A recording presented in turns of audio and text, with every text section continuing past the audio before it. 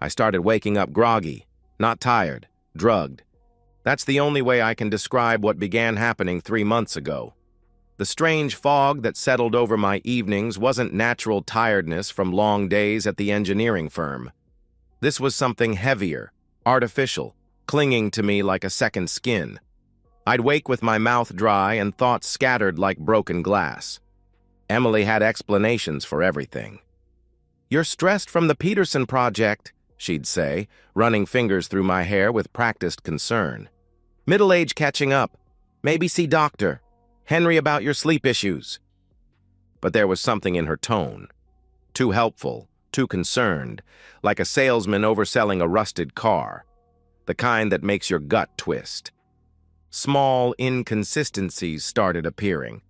My coffee mug in the dishwasher when I'd left it on the counter. Waking up facing the window when I always slept toward Emily. The guest room door closed when I'd left it open. "You're imagining things," Emily would laugh. "You were half asleep. People don't remember everything when they're exhausted." She was right about exhaustion. But not the kind from 60-hour weeks. This was bone-deep fatigue of someone fighting a war he didn't know he was in. The worst part wasn't the grogginess, it was the doubt. 8 years of marriage teaches you to trust your partner's reality, especially when your mind operates through thick syrup. Emily's explanations made surface sense. Work stress, getting older, sleep apnea requiring medical intervention and understanding wives. But my instincts screamed something different. The kind of wrong that settles in your gut like a swallowed stone. I began paying closer attention, fighting through pharmaceutical haze that descended every evening around 9. Emily would bring tea, a bedtime routine she'd started months ago, claiming chamomile would help my sleep troubles. She'd watch me drink it with nurse-like attentiveness. "Drink it while it's warm," she'd say, settling beside me. "It works better that way." The tea tasted fine, slightly bitter, but chamomile always was. Emily would curl up afterward, more affectionate than she'd been in months, more physical, asking about my day with interest that felt simultaneously genuine and calculating. But there was distance in her eyes, like performing intimacy rather than feeling it. 3 weeks ago, I started noticing sounds, soft creaks after I'd drifted off. The whisper of the back door opening, so quiet I almost convinced myself it was the house settling. Emily's breathing beside me, too controlled for deep sleep. When I'd stir, she'd immediately respond with sleepy reassurances. "Just the neighbors, honey." But her voice was too alert for someone unconscious moments before. The breaking point came Tuesday night. I woke around 2 with familiar pharmaceutical fog, but something had jarred me awake. The house felt different, occupied in ways that had nothing to do with Emily sleeping beside me. Emily's breathing was artificial, forced rhythm people use when pretending to sleep. In the distance, the soft click of a door closing. Not our front door, something deeper. The guest room. The next morning, Emily was making pancakes and humming, unusually cheerful for someone who claimed poor sleep because of my tossing and turning. The guest room bed was unmade, sheets tangled. When I mentioned it, Emily's explanation came too quickly. "I couldn't sleep, so I moved there around midnight. You were snoring loudly." Except I'd never been a snorer, and Emily had never mentioned it in 8 years. That afternoon, I made a decision that would change everything. Instead of confronting Emily with half-formed suspicions, I chose the methodical approach of a man who solved problems with evidence rather than emotion. I researched hidden camera systems online, studying specifications with the same attention I'd use for structural engineering projects. Wireless models with night vision, motion-activated recording, cameras small enough to hide but sophisticated enough to capture everything. My house's layout spread across my mind like I was planning a heist. The hallway to the guest room, the kitchen where Emily prepared my tea, the back door that seemed to open on its own during my chemically induced sleep. The first camera arrived Friday via express delivery, no bigger than a thumb drive, capable of high-definition recording for 8 hours. I held it like a weapon, feeling its weight and potential. The installation of cameras revealed things about my house I'd never noticed in 5 years. Corners where shadows concealed tiny lenses, angles providing perfect sight lines down hallways, details only someone thinking like an investigator would recognize. The first camera went behind the living room bookshelf, positioned to capture the kitchen where Emily prepared evening tea. The second found home in a fake plant near the back door, motion-activated, infrared-capable, viewing both the door and hallway to our bedroom. The third was most crucial, concealed in guest room crown molding, invisible from the bed but perfectly positioned to record everything. Each placement was deliberate, calculated for maximum evidence while remaining invisible. I found cold satisfaction in the technical aspects, methodical pleasure like designing load-bearing structures. But this wasn't engineering. This was war. During installation, I discovered details confirming my suspicions. Fresh scratches around the back door lock, barely visible unless you knew to look. Unfamiliar footprints in the garden, size 11 boots when I wore 10 and Emily wore 7. Guest room sheets smelled faintly of cologne I didn't recognize, expensive and aggressive. Someone had been in my house, using my guest room, moving through my home while I lay unconscious. Emily returned from book club with wine on her breath and rehearsed stories about other wives. She was more attentive than usual, asking about my day with interest that now seemed calculating. "You look tired," she observed, studying my face like a nurse assessing a patient. "Maybe try something stronger for sleep issues. I read about melatonin that might help." Every suggestion about sleep, every comment about tiredness, every offer felt like manipulation disguised as care. "Maybe," I agreed, accepting chamomile tea. "Whatever you think is best." But this time, I was ready. The tea tasted the same, slightly bitter, herbal, with lingering aftertaste. I drank normally while palming the small plastic bag I'd prepared. When Emily went to the bathroom, I quickly poured half the tea into the bag and sealed it, evidence for later testing. The grogginess hit around 10:30, right on schedule. Instead of fighting or surrendering completely, I practiced controlled breathing techniques I'd researched. Muscle relaxation exercises simulating deep sleep while maintaining awareness. Harder than expected. Drugs made concentration difficult, but determination kept me focused. Emily checked on me twice before midnight, testing responsiveness with gentle touches and whispered questions. Each time, I maintained steady breathing while tracking her movements through barely opened eyelids. She studied me like a scientist observing an experiment, checking pulse and pupil dilation with practiced efficiency. This wasn't her first time drugging someone. Around midnight, I heard the soft click of the back door unlocking. My heart hammered, but I kept breathing controlled. Footsteps moved with practiced familiarity. Someone who'd made this journey before, knowing which floorboards creaked. Emily's breathing changed, becoming alert. She whispered something I couldn't make out, then slipped from bed with fluid movement.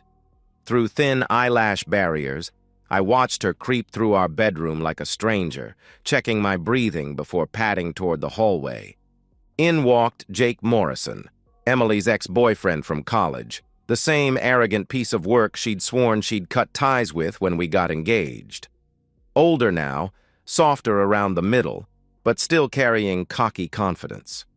They moved through my house like they owned it, whispering in the kitchen like conspirators. I caught fragments, how he'll be out for hours, how they needed to be more careful about dosage, how Jake thought they should just tell him and get it over with, while Emily insisted on maintaining the arrangement. The arrangement. Like my marriage was a business deal with terms I'd never agreed to. They disappeared into the guest room with casual intimacy. The sounds that followed, muffled laughter, creaking bed springs, Emily's voice pitched in ways I hadn't heard in months, cut through pharmaceutical haze like broken glass. But instead of rage, I felt something colder. Clarity. This wasn't isolated incident or momentary weakness. This was systematic betrayal, carefully planned and executed with precision. I lay listening to my wife betray me 15 feet away and began planning her destruction with methodical patience of an engineer designing something built to last forever. The cameras were recording everything. The tea sample was sealed and ready for testing.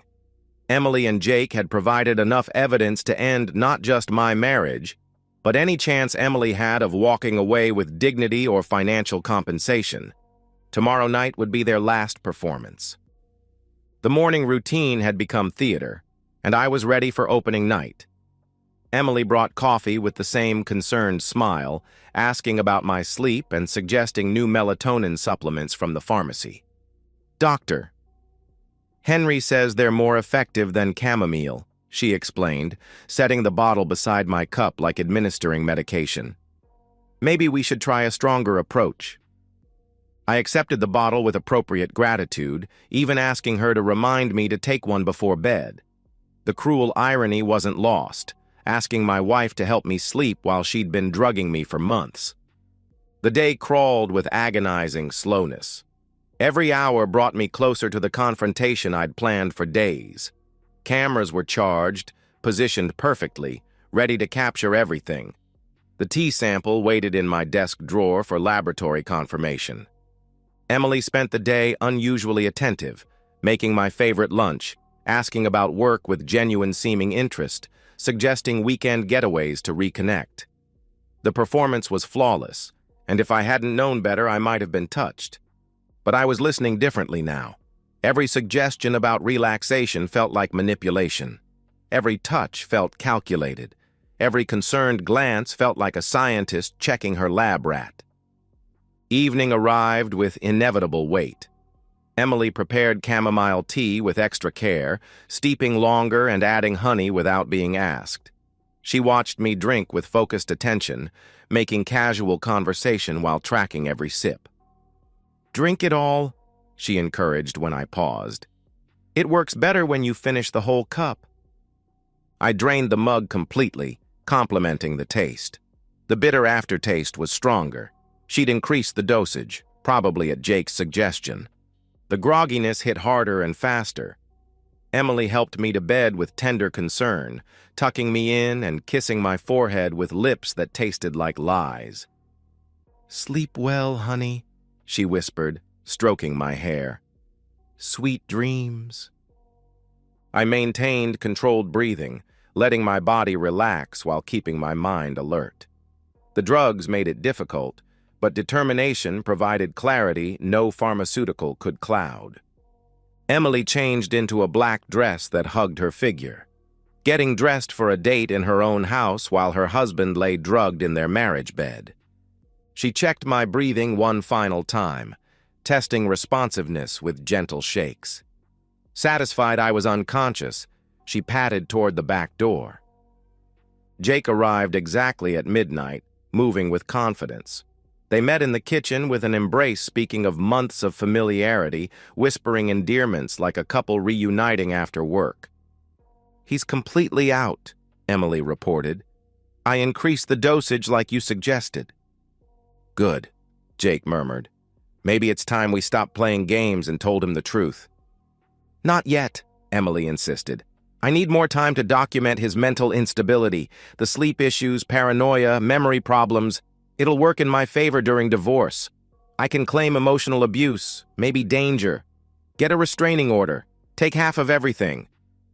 They discussed my destruction like planning a vacation, casual and thorough and without conscience. Emily described her strategy for portraying me as unstable. Jake worried about legal implications of drugging someone, but Emily dismissed concerns with chilling pragmatism. They moved to the guest room with practiced familiarity.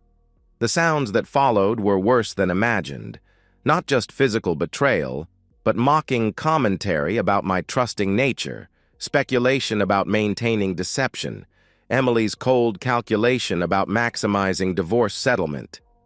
I lay listening to my wife plan my destruction while f***ing her ex-boyfriend, and felt something crystallize into pure, focused hatred. But hatred without strategy is just noise. I waited until they were finished, relaxed and vulnerable.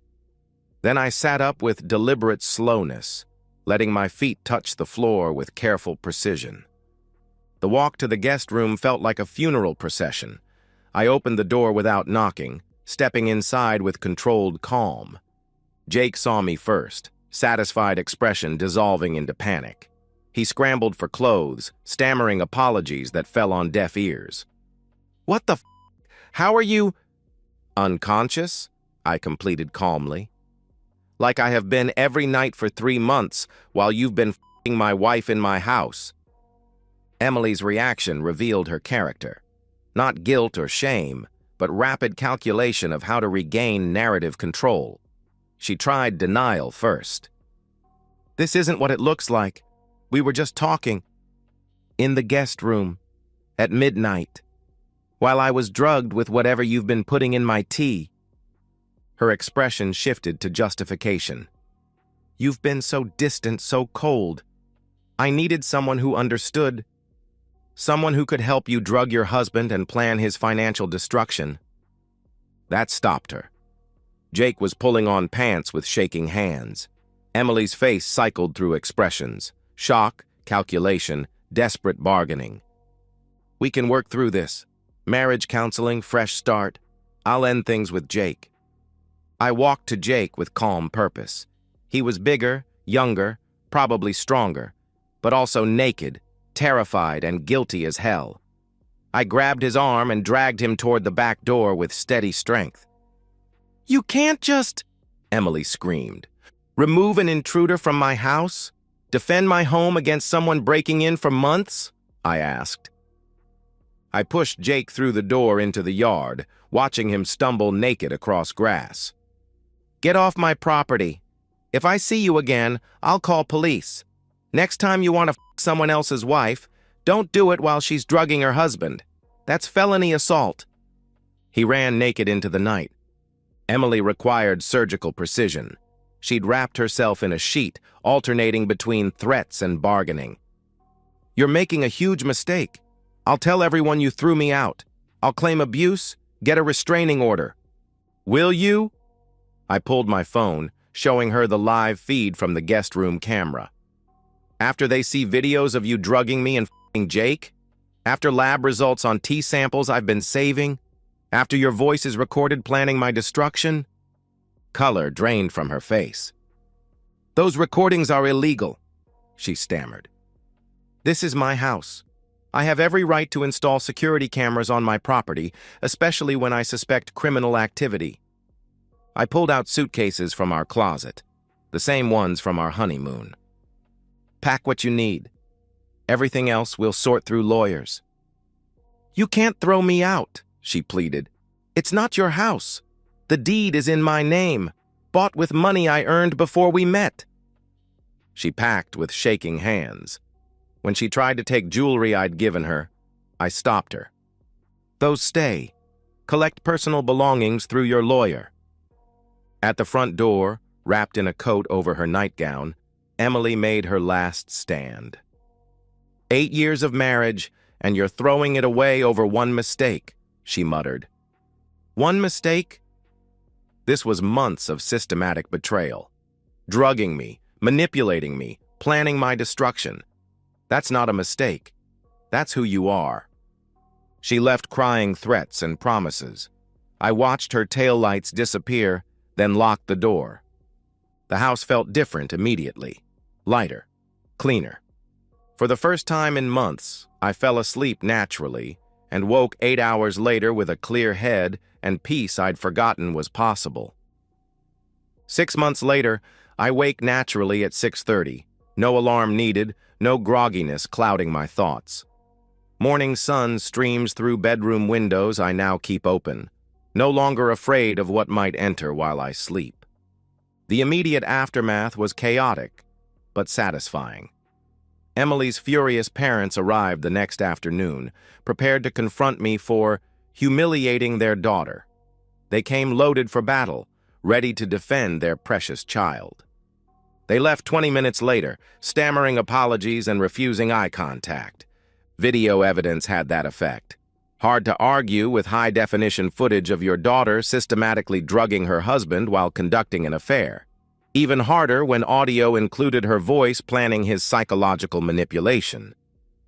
"We had no idea," her mother whispered as they retreated. "Emily told us you were having mental health issues, becoming paranoid and controlling." "Maybe ask yourselves where she learned to lie so convincingly," I'd replied. Divorce proceedings were swift and decisive. Emily's shark lawyer advised immediate capitulation once presented with evidence. Video documentation of adultery was damaging enough, but systematic spousal drugging crossed into criminal territory no family court judge would ignore. Emily's attempts to claim half of everything were complicated by inconvenient facts. The house was mine, purchased before marriage with saved money. Cars were in my name. Even joint savings was funded primarily by my engineering salary, while Emily's part-time bookkeeping contributed maybe 20%. She walked away with personal belongings, half the joint savings, and shattered pride. No alimony. Adultery clauses are wonderful when properly documented. No claim to house or retirement accounts. Just consequences. The social fallout was swift and merciless. Emily's affair became public knowledge when Jake's wife discovered everything. Linda Morrison was less forgiving. She took Jake for everything and made sure everyone knew why their marriage ended. Emily lost her part-time job when word reached her boss. She moved back with her parents, a 40-year-old woman reduced to her childhood bedroom because elaborate schemes had collapsed spectacularly. But real victory wasn't Emily's downfall. It was recovering my own mind and autonomy. The adjustment period of sleeping naturally again, trusting my own perceptions, no longer questioning memories or second-guessing instincts. Those first weeks were harder than expected. My body had become dependent on Emily's drugs, and withdrawal brought challenges, insomnia, anxiety, crushing doubt about whether I'd done the right thing. Then I'd remember Emily's voice discussing my destruction with casual cruelty, and doubts would evaporate. I've begun dating again, cautiously, but without paranoia that might have consumed a weaker man. Sarah from the coffee shop, a divorcee with her own betrayal experiences. We move slowly, building trust through demonstrated actions rather than pretty words. Trust, but verify, she says with a smile, holding hard-won wisdom. Reagan was talking about nuclear treaties, but it works for relationships too. I've learned to value my own perception above others' reassurances, to trust my gut even when my heart wants to believe otherwise. The most loving thing you can sometimes do is refuse to enable destructive behavior, even when that someone is your wife. Emily, I heard through mutual friends, struggled with unemployment and isolation before finding work at a strip mall tax preparation chain. Her attempts to portray herself as victim of an abusive marriage fell flat when evidence of systematic deception became public. I feel no satisfaction in her struggles, just quiet acknowledgement that actions have consequences, even for people who believe they're clever enough to avoid them. The house that was once a prison has become a sanctuary. I no longer check door locks obsessively or test drinks for foreign substances.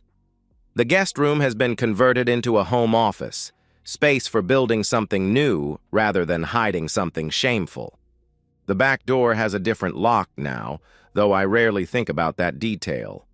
The kitchen where Emily prepared drugged tea has been remodeled, symbolic fresh start serving practical purposes too. My morning routine belongs to me again. Coffee made to exact preferences, news checked at my own pace, schedule planned according to my priorities. I step into each day with complete confidence in my own perceptions. This morning, like every morning for 6 months, I stand in my kitchen holding coffee I made myself, looking out at a garden where no unwanted footprints disturb the soil. I used to think insomnia was my enemy. Now I know the real enemy was the sleep I didn't choose, and the woman who chose it for me. These days, I sleep like a baby and wake up like a king. And so, we've reached the end of today's story. Was it what you expected, or did it take a twist you didn't see coming? I'm curious to hear your thoughts. Share them in the comments below, and let's get a conversation going. If this story kept you hooked, make sure to hit that like button. And if you're new here or just haven't subscribed yet, now's the perfect time to join our community. I bring you fresh, captivating stories every day, so click that subscribe button and turn on notifications so you never miss out. Thanks for watching, and I'll see you in the next one.